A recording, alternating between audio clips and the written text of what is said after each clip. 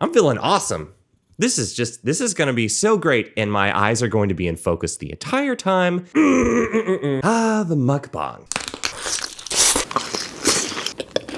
It's now a time-honored internet tradition, and it's given many reasonable people horrendous nightmares. They will never forget.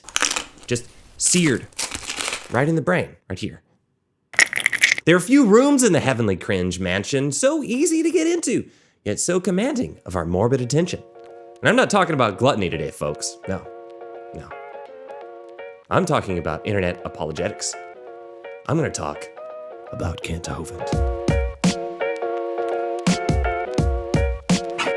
Kent Hovind has had a long and storied career as a practitioner of and apologist for young earth creationism. Think you and your little scientists were smarter than God? I remember seeing his name all over the place in the small conservative Christian community in which I grew up. This dude was everywhere, and yes, I know that dates me hard. But today, he's become infamous on the internet as an overtly hostile opponent to evolution. Even little children can see how stupid evolution is. Dr. Kent Hovind is challenging all evolutionists. Atheism. Someday you're going to stand before God, and he's going to say, my book clearly told you I made the world. Why didn't you believe it? Science itself. This is all imagination. It's all imagination. Pure imagination. It's imagination. You are dreaming. Also, there are the allegations of tax fraud, domestic abuse. I didn't body slam her.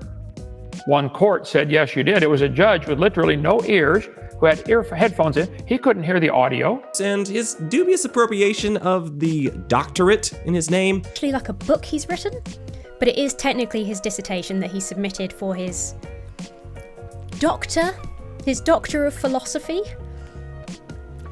Technically, it's an unaccredited college.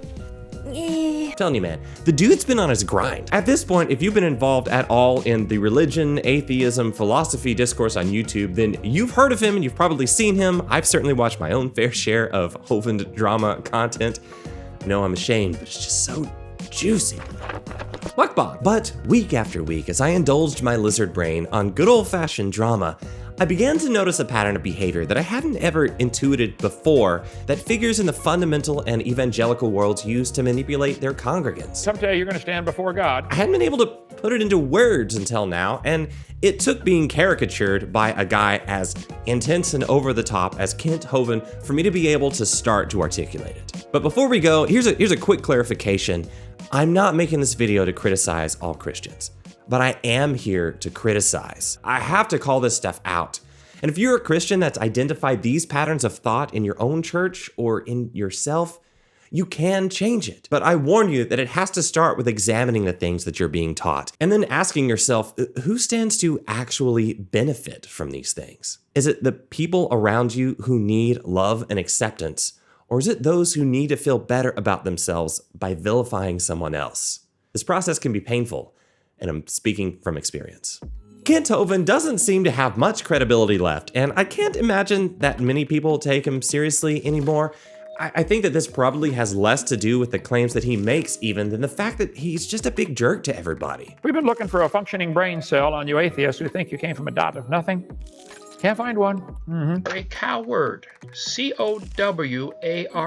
Coward. A chicken. A lily-livered frog. The description for Hovind's main YouTube channel, it says that the mission of this channel is to win you to Jesus Christ if you are not a Christian, and to strengthen your faith if you are already saved.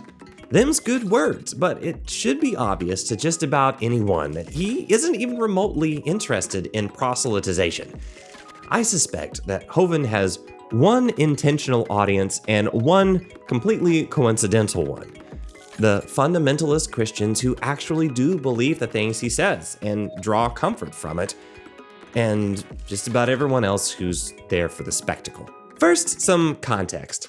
I grew up Christian. I was very active and volunteered weekly, bi-weekly, as many times as I possibly could during my teens and 20s. I eventually started working as a staff member for several churches at 2 different locations. I started as a worship minister and eventually became a creative director. And in all the time I spent in the evangelical world, not just as a layperson, but as a worship leader and salaried employee, I saw this kind of stuff. I'm writing a much longer video about that right now, so we'll just have to circle back around to it. I have a lot to say.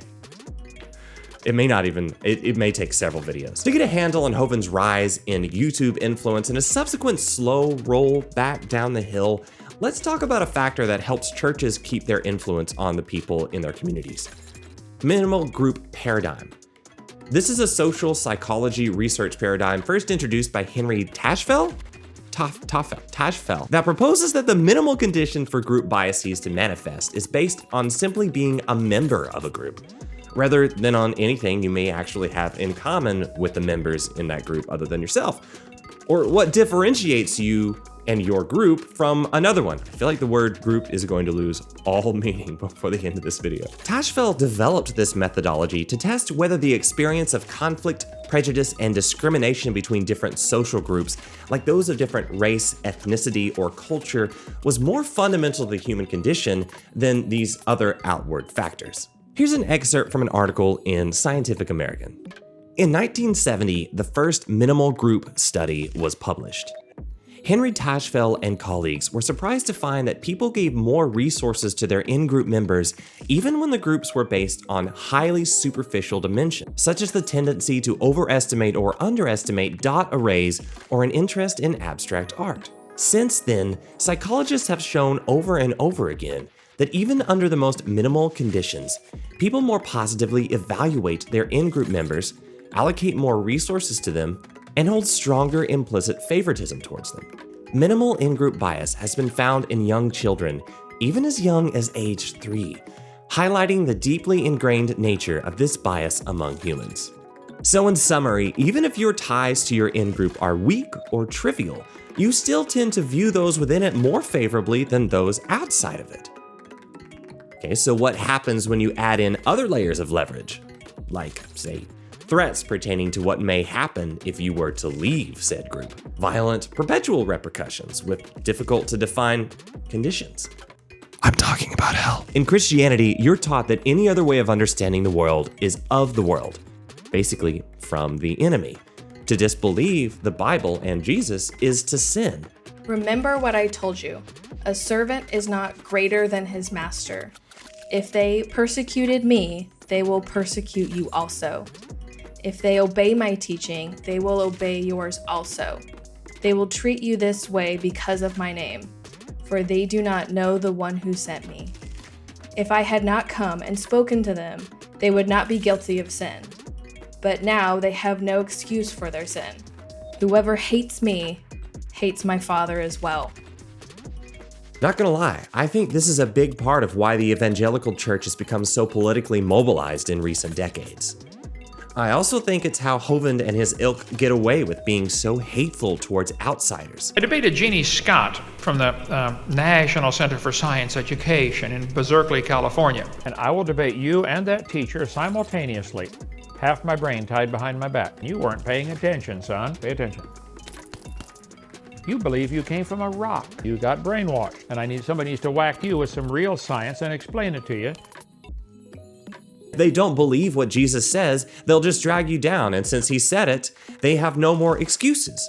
Either you're in or you're out, which of course is a false dichotomy. It's not true that just because you're not a Christian that you automatically hate God. That's a really hard thing to get across to a Christian though, because it's right there in Scripture.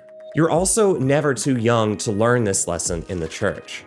My first conversion experience was at around 10 years old when a traveling preacher taught a revival meeting, which is basically like mandatory church every night for a week. I was haunted by the precarity of my own mortality as this evangelist was speaking. Hell itself terrified me as he painted this fiery picture of it, and it scared me almost as much as a God who was poised to throw me into it forever if I didn't believe. What else was I to do but repent? In my young mind, there was absolutely no choice. The pastor wielded this passage and others, like, say, a two-edged sword. For the word of God is alive and active, sharper than any two-edged sword. It penetrates even to dividing soul and spirit, joints and marrow, and it judges thoughts and attitudes of the heart. And make no mistake, these passages are absolutely ammunition to predatory evangelists. Kent Hovind thinks so too, apparently. much like a politician pandering to his base for votes, Hovind has good knowledge of what everyone likes to hear. Chiefly a sick, satisfying verbal own. Oh, a box of nothing. Okay, good. Here, let's take a box of nothing and make it explode into something. Anything. Let's see you make a BB out of just a BB. Lies and misrepresentation. But even more importantly, he knows what his in-group needs to hear. Somebody reassuring them that what they believe isn't crazy, and that those who disagree with them are absolutely wrong. That hostility you feel towards those who criticize your beliefs, it's not something to overcome, it's justified. Just make sure to pepper in a few God loves yous to maintain plausible deniability. Someday you'll die, and we're trying to wake you up before it's too late. And get to whacking those unbelievers. Somebody needs to whack you with some real science and explain it to you. The whole verbal ownage thing is, I think, why Hovind is so infamous in the YouTube atheist community. In a continuation of the obstreperous tradition of the radio shock jock, Hovind speaks antagonistically to anyone who disagrees with him. He calls his interlocutors stupid all the time. He misrepresents their arguments, certainly knowingly at this point for no other reason that I can fathom other than just to make them angry. Dealing with the level of disrespect and the lies and the misrepresentation. Lies and misrepresentation. Now, Emma, that's a pretty serious charge.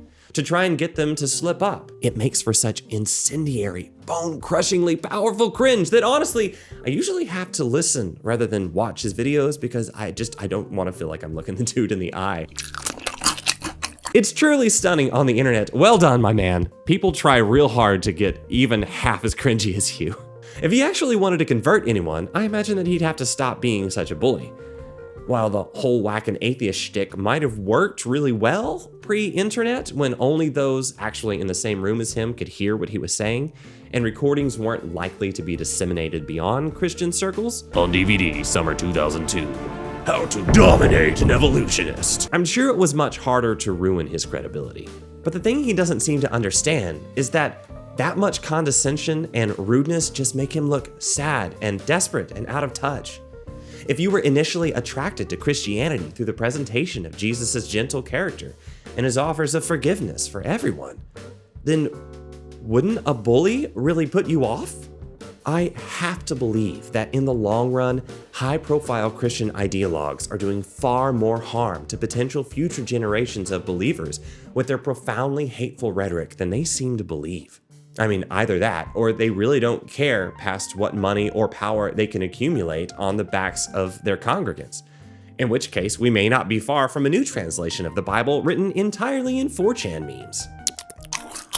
Delicious. But sadly, Hovind has to be a bully now. Thanks to how off-putting he is and traditionally has been to anyone who doesn't believe exactly what he says, who would still watch his show? He's painted himself into a corner, and I think that most creators who refute his claims have caught on to that at this point. He's merely looking for notches on his debate belt. He's built his entire career on whacking atheists, and he'd be committing career suicide to concede literally an inch. To argue with him would only end in frustration, and I think it's predictable enough that there are people on the other side who are taking advantage of it, because they know that he'll rise to the bait, right? And since he always uses the same arguments and it always ends the same way, it's pretty safe clickbait.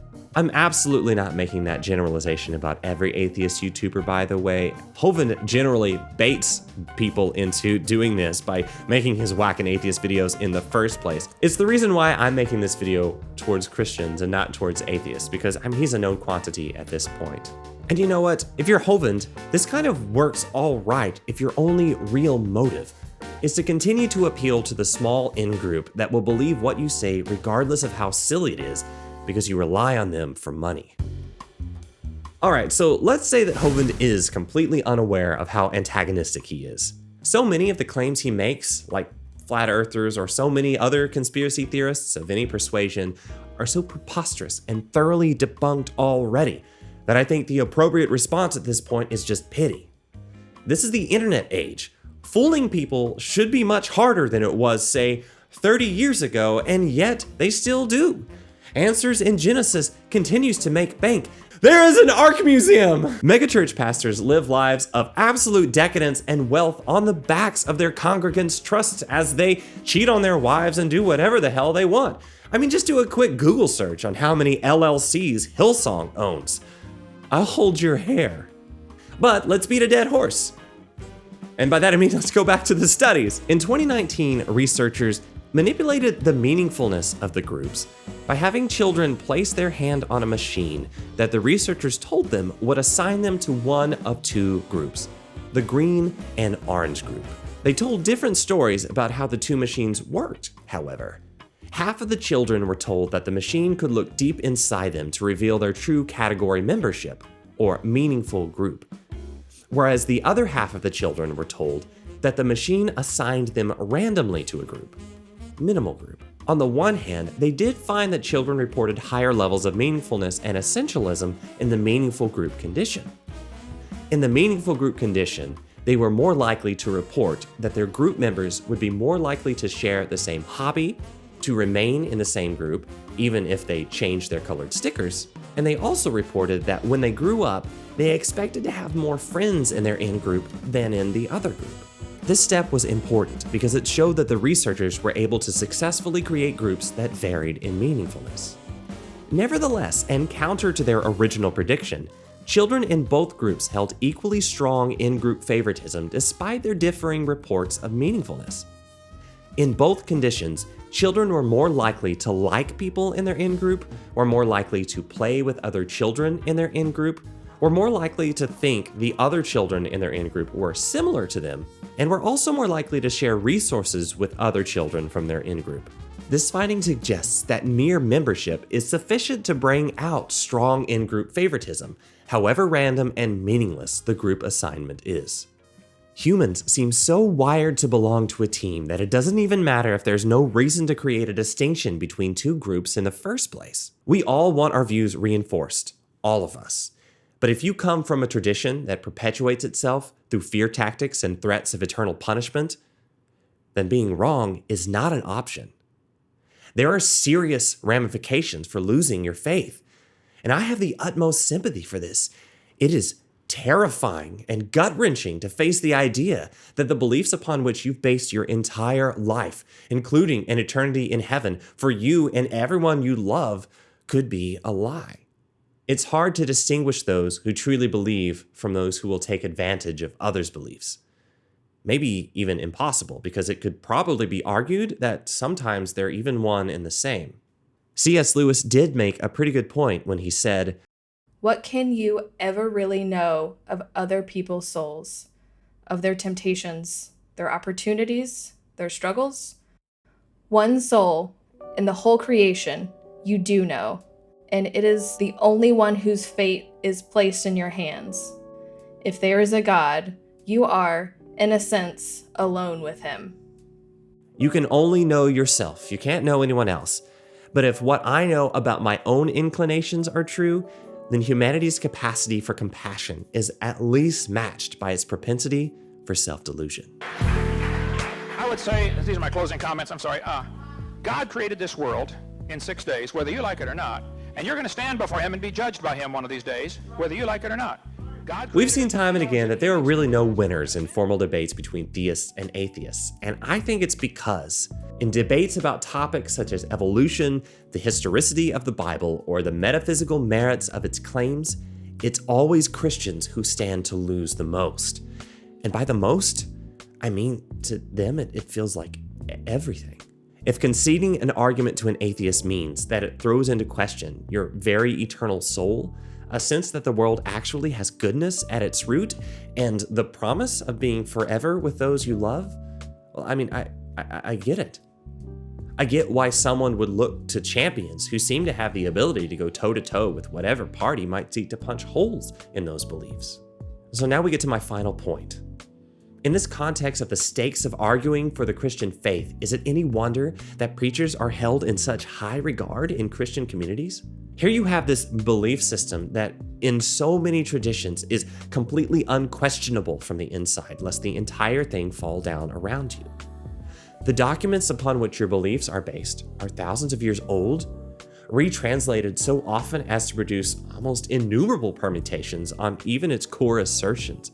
And you're living in a world that is daily shown to physically not play by the same rules that the original authors thought it did. All you as a layperson wants is to experience peace and to hold on to the belief of an ordered creation. In a world as f***ed up as this one, I do think that's a goal worth pursuing. And when you feel attacked, it's natural to want to fight back. And if you don't know how to do that, you find someone who can do it for you. It's a messy thing, a church. But above all stipulations, moral or philosophical, the core tenet has always been to maintain the credibility of the Bible. The Bible can be a very difficult book to defend, and honest Christians grapple with that daily. And the problem is, it's that very honesty that can make them a lot less effective envoys for their faith sometimes than, say, a guy as unscrupulous as Kent Hovind. While his credentials are dubious at best, and he definitely does not represent the majority of Christians at all, it's certain that Hovind has had a lot of practice at defending his own beliefs. His slides and talking points, though misleading and dishonest, are generally presented so simply that anybody can understand what he's trying to get across. And they're delivered with such a greasy self-confidence and self-assurance that even if you didn't speak the same language, then you'd be able to catch on to the gist of what this guy is saying. That this man has known the truth his whole life, and the fact that all these upstart atheists and evolutionists and pseudo-intellectuals and young whippersnappers keep bugging him with science and reason and history and whatnot, and that must mean that he has to continually, exasperatedly bat down these challenges as long as he has the ability to do so. Atheists want to pretend that the truth isn't evidence? Then they must be whacked. Atheists do it too. And to the small group of fundamentalists that he represents, and certainly in his own mind, he's a crusader. Hovind's talking points are old. His knowledge of actual science is limited, and his excuses about why he doesn't bother to stay current are telling. Hovind knows as well as any good con man that so long as he doesn't blink, what he actually says doesn't matter. Only how it makes you feel. Today's apologists have largely moved on from Hovind's slides, but sadly, they still use some of his rhetoric. And most importantly, they still intuit that your association with your in-group in itself will incentivize you to disbelieve and look down on people who don't belong to it. In this light, an apologist arguments don't even have to be plausible. They just need to tickle the surface of conceivable, and your audience is likely to be satisfied. And let me make crystal clear that this isn't because I think Christians are stupid. Far from it, I am not making that assertion. It's just that there's so much at stake, and it's taught from such a young age and burdened with such horrendous and far-reaching consequences that you're really not given a choice. Christianity has all these built-in mechanisms to deal with ambiguity and contradiction that evangelists can always appeal to fill in gaps in bad arguments. Their audience is priming the promise that they will be persecuted for believing, regardless of their reasoning, and the Bible's straightforward threats of hell against those who disbelieve in it will be enough to keep them in the fold without an apologist ever really needing to shoulder the burden of proof. Not to say that some don't, just that they don't have to. All Kent Hovind ever needed to do to be a preacher was to follow the right script with enough confidence that people would believe it. All he needed to do to call himself an apologist was to actually give a citation or two. Never mind where from or if your sources actually say what you claim they do. Kent just needs to demonstrate that he understands it, and will be debating the actual theory. But to become an internet heel, a fundamentalist provocateur, and an unscrupulous YouTube conman, he just had to say those things loud enough that everybody could hear him. Y'all, the mukbang is over, but something ain't sitting right. Welcome back to the Cardboard Castle, and thanks for watching this whole video. That's amazing to me. Thank you so much. I want to thank Pelagia and Emma Thorne and Genetically Modified Skeptic for making content that has caused me to engage with these ideas. I'm only just now at a place where I'm starting to actually process my thoughts on these sorts of subjects, and I want to talk about it a lot more in the future, so look forward to those in the coming weeks. And I also want to thank Not a Tame Woman for appearing in this video, for reading out the Bible verses.